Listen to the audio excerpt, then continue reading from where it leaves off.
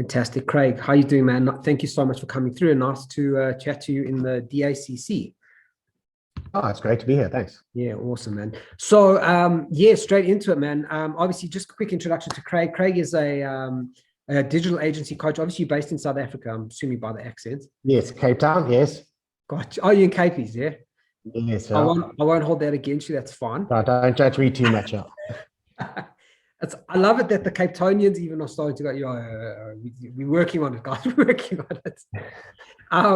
Yeah, Craig. So as I said, thanks for coming through and for joining us. Obviously, as I mentioned to you just before we started, our theme of the month in the community has been sales. So we're talking about sales and improving sales and giving sales tips. And being a digital agency coach yourself, you obviously work a fair bit on when you engage with the client, a digital agency who's looking for support. Sales is obviously one of the big things that you do. Absolutely. I mean, within an agency, revenue growth is the lifeblood of a business, right? If it's okay. I'm not advocating for every agency to always be growing, but a lot of problems are solved by new revenue. And so I always emphasize with my coaching clients to develop a skill in revenue growth, in lead gen. And if you become proficient in winning new business, it will solve most of your problems. So a lot of my time is spent working with guys, figuring out how to do lead gen, how to convert leads into qualified leads, and then all the way down the funnel into kind of customers. Got you. And it's quite an interesting one when you think about it, that we have to have this conversation with agency owners, because we're in the business of generating business for other businesses, and we tend to be quite bad at it sometimes, generating it for our own business. So,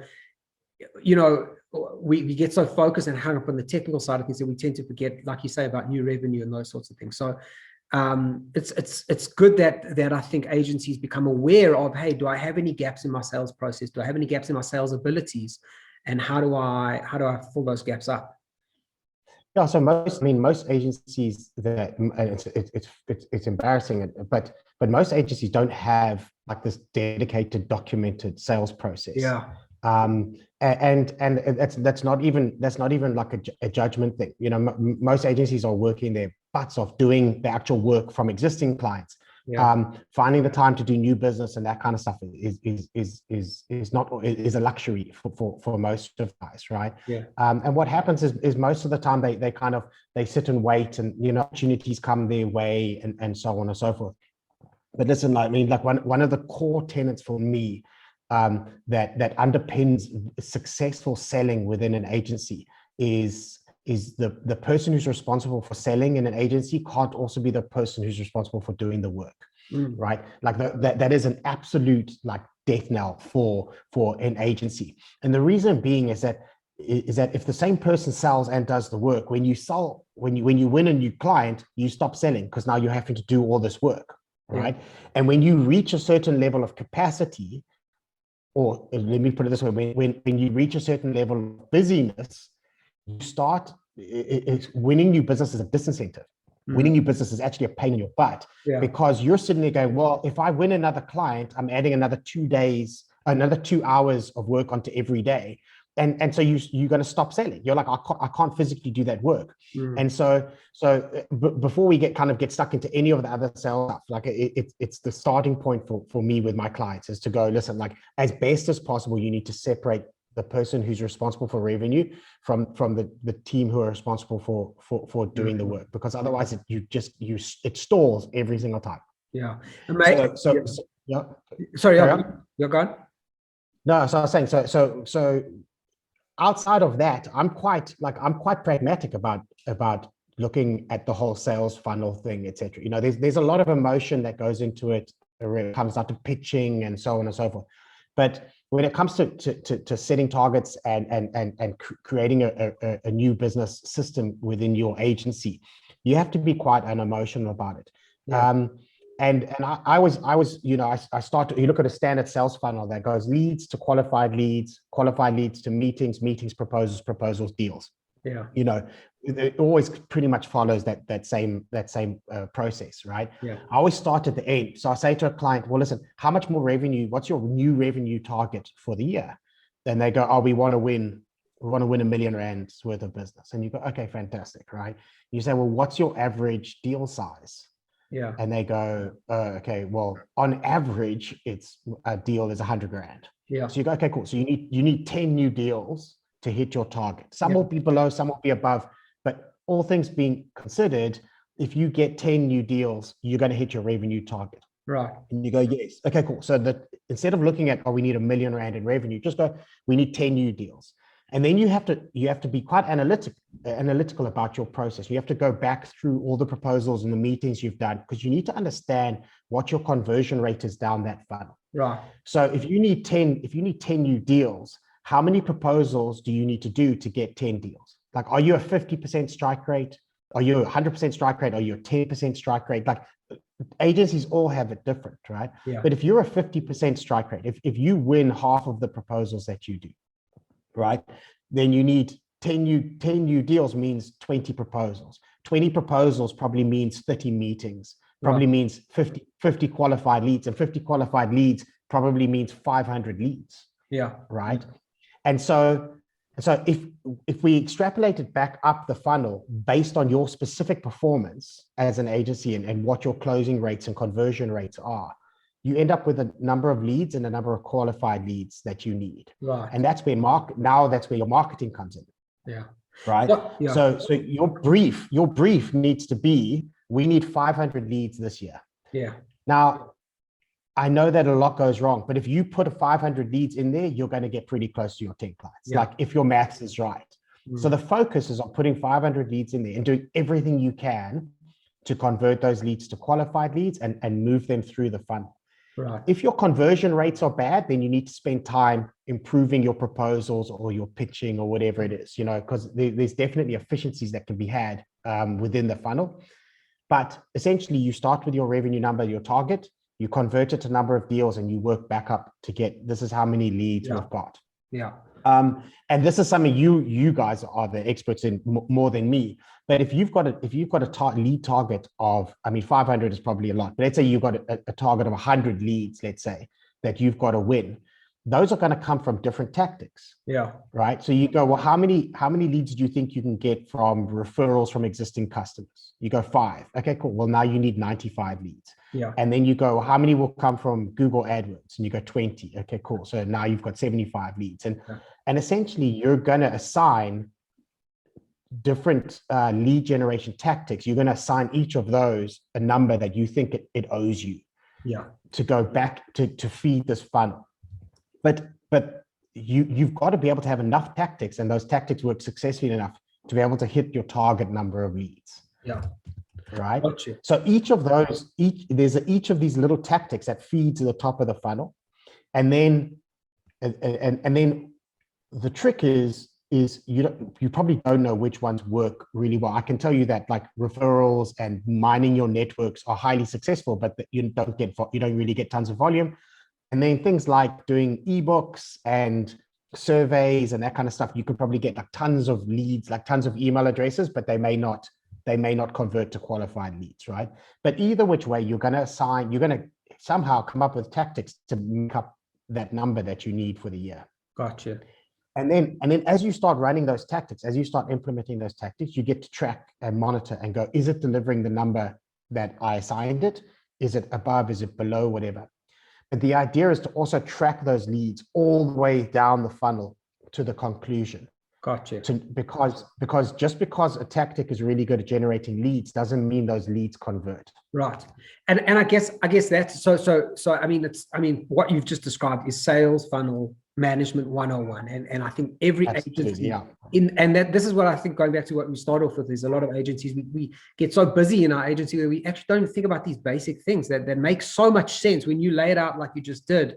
It's so obvious, and of course we should be doing it, but we tend to not. But I think one of the things that you hit on there, which is pretty great, was talking about that the lead generation, and specifically you've gone quite analytically and practically into, you need X amount of leads and qualifying those leads. And you mentioned that that's something that you've got some good tips on, in terms of cutting those leads down from 100 into those 20 that are actually going to be those proposals that are going to worth be pitching to. Absolutely. So I'm actually quite a big advocate of winning qualified leads. right? And what I mean by that is to actually deploy tactics that very specifically deliver qualified lead, not just leads. Because if you've got a database of 100 names and email addresses from companies, right? Like technically those are leads. Like you could go and start mining them and stuff, but it's a very low return and not a really good use of your time, because you've got no idea kind of the quality of them or anything like that, right? So I'm a big believer in going straight for qualified leads, but there's two criteria that in my world that define a qualified lead. The first criteria is that the lead knows who you are, and within that they know what you do. Right. Like if you have a name and email address and they've never heard of your business, they don't know what you do, like you're not getting anywhere, right? Like you're so far away from a deal that you may as well not pursue that lead. Right. And the second criteria is that they have expressed a need. Gotcha. Right. Like if a company hasn't expressed a need for your services and they don't know who you are, like you're literally like just spinning your wheels. You're not really you're not going to win. You're going to have a very low return on your effort. Right. Okay. Right. So for me, the focus of all of your marketing should be, how do we generate leads that deliver on those two criteria? Gotcha. Okay. So in my Cerebra days, we would go, okay, cool. Like we've got an ebook here, and you're going to download the ebook. They're going to know who we are. It's a topic that's relevant to our business and so on and so forth, right? And then we go, okay, cool. Now that's met one criteria. So they probably have a good idea who we are, but now I've got this long list of email addresses, but I don't know who in there actually needs a digital agency, right? And so from that point, I would then we'd have to do newsletter marketing and follow-ups and all that kind of stuff to try and narrow it down, right? One of the most successful ones, though, is that I've ever come across is doing surveys, right? Like I know, hopefully, like we're probably going to have like a massive influx of digital marketing surveys after this, right? Yeah. But one of the most successful campaigns we ever did with one of my coaching clients was to run a survey around targeting specifically the types of clients that they wanted to work with, and it was asking questions to try to get an understanding of where they felt they were strong or where they felt they were weak, and so on and so forth. Right. Now, they put all of their marketing budget into not promoting the agency, but promoting the survey and getting people to sign up and complete the survey. And the idea was that in response, as a thank you for taking the time to complete the survey, we'll send you all the compiled results. So now people would go and they take the survey, and people love doing surveys. They love knowing where they are and benchmarking themselves against their competitors and that kind of stuff. But essentially, when they got all the responses back, they could see, based on the responses to the questions, who needed them as an agency. Right. And so if they had 100 responses, there were 10 that absolutely stood out, as these guys were basically saying, yeah, we're dead in the water here. We're not up to speed, and we really need help. Okay. And when that client followed up with those 10, their strike rate was through the roof. Like they literally doubled their revenue in that agency, because they signed really quickly, because they've now got someone going, you know what? This is a company that's taken the time to survey me, to understand where I'm positioned, to understand what my threats and challenges are, understand where I'm weak, and has now come back and offered solutions to help me up my game in all of these areas, right? That was one of the most successful things. But the reason it was successful is because it nailed both of the qualified lead criteria. The first is they've got to know who you are and what you do, and they have to have expressed a need. Yeah. I always use a very simple example for this, right? Like if you're out at a bar and you want to try and chat to someone, you see someone standing at the bar and you're like, oh, I'm going to go have a chat to them. Like if that person doesn't know who you are, and if they haven't expressed any interest whatsoever in being spoken to, like don't go speak to them. Yeah. Like it's the worst idea. Just don't. Yeah. Right. But essentially, you're trying to set up these kind of blind dates where someone has introduced you, or people they know who you are. They're at least aware that you exist and what you have to offer. And if they're willing to come on that date, it means they've expressed a need. Gotcha. And that's it. That is literally what you're trying to do. Yeah. But I think too many people focus on building databases And I don't think I think it's a bit overrated. I think databases, like large databases, are as unhelpful as having no database. I'd much rather have a smaller number of qualified leads and just focus on that, because your conversion rate will be through the roof. Yeah. So speaking of that, so I think that's pretty good advice. Speaking of that, and I guess what you're referring to there about actually understanding their need, what we tend to do, this is something else, something that I'm busy working on a video for this week. You know, our last week that we're doing this theme in the community was around free consulting, because what we tend to do is, a lot of agencies have expressed to me that, man, I go into these meetings and pitch meetings are really promising and they really like what I'm doing and they ask a lot of questions and I tell them all this information and I can't close them because they walk out of there and I've given away all of my secret sauce in a way. So what would your advice in that regard be, in terms of how do we as agency owners get away from giving away that free consulting and making the clients more knowledgeable, and then they don't need us in a way, or they walk out going, hey, that person's giving me everything I need, I don't need to use them? So I'm a big believer in not giving away anything for free. I think it sets a bad precedent, and I think clients need to understand that your IP is the highest level of value that you're going to be able to offer, and it should warrant the highest rate. Right. It shouldn't be done for free, right?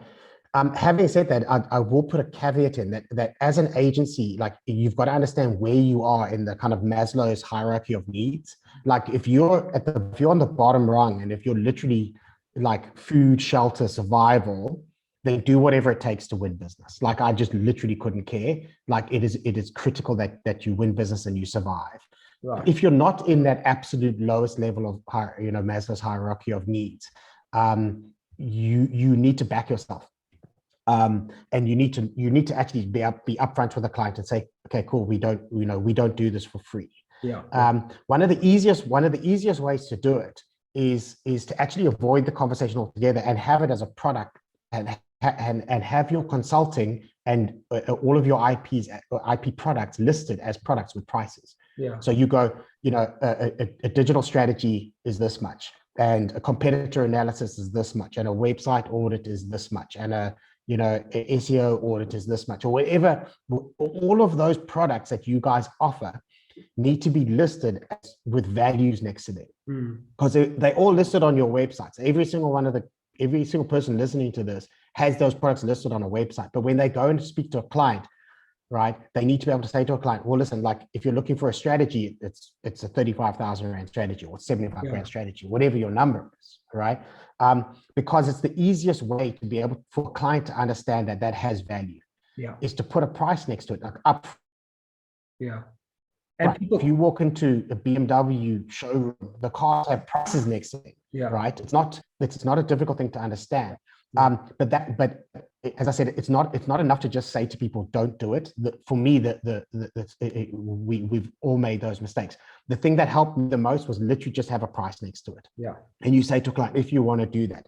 We used to do it. We used to have a cool trick where we would say to clients, for a lot of the time for IP products, we would say to them, here's the deal. Like, if you want us to do a strategy, let's say, like, we'll do the strategy. We're going to quote you and you're going to sign off on that quote for 35,000 Rand strategy. Okay. If you sign us on a retainer from that point onwards, then we'll write off the cost of the strategy. So it was kind of like it was a pre-sales tactic to be able to win the retainer business. But even then they still had to sign off on the quote. They knew that they would get it for free if they signed us. And by making them pay for it right up front, you show, as you say, you're showing them that it's valuable, it's something worth paying for because there's a price to it. 100%. But just remember, even though you've listed a price, if you then decide to give it away for free, at least you've established value. Right. Again, like, I'm never going to beat someone up for taking an upfront hit to win a piece of business. Like do what you got to do, right? But that client has to know that you've discounted a 35,000 Rand strategy for them. Because there's a number. And again, I'm a big believer. Even if you do it for free, you send them a quote for 35,000 Rand. Underneath it says like digital strategy 35,000 Rand. Underneath it says makes rate discount 35 and then 0. And even if it says 0 on the quote, you send them that quote. And you put the terms and conditions, and they sign off on the terms and conditions, and they become a customer of yours, right? but they have to know that they have to visually see a price because it establishes value.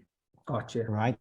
This does get difficult, I know, for a lot of agencies, especially creative agencies, when you go into pitches and they go, oh, we want you to pitch a full creative campaign and so on and so forth.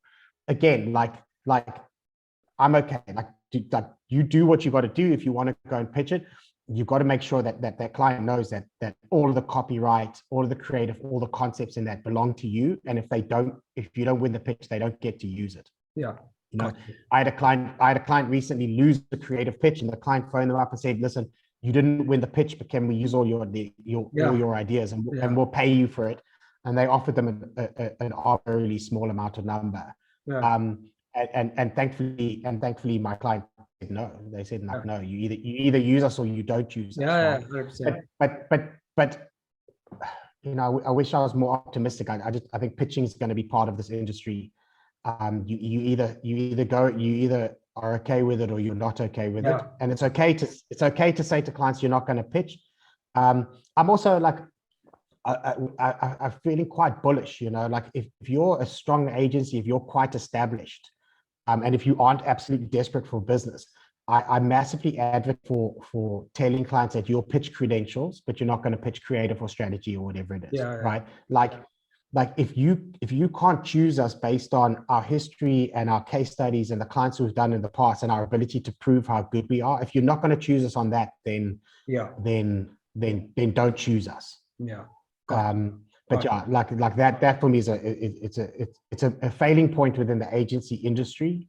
Is that there's this massive imbalance of power. So the client has an abundance of abundance of choice. They've got so many agencies they can choose from, and the agency has a scarcity of choice. Like they don't have tons of leads, and so that imbalance of power means that most agencies do way too much work for free. Gotcha. Now I believe that you got to flip that. As an agency, if you could create a level of speciality that makes you one of very few agencies who can do a specific thing incredibly well, then you create scarcity on the client side. Suddenly they don't have tons of choice. Yeah.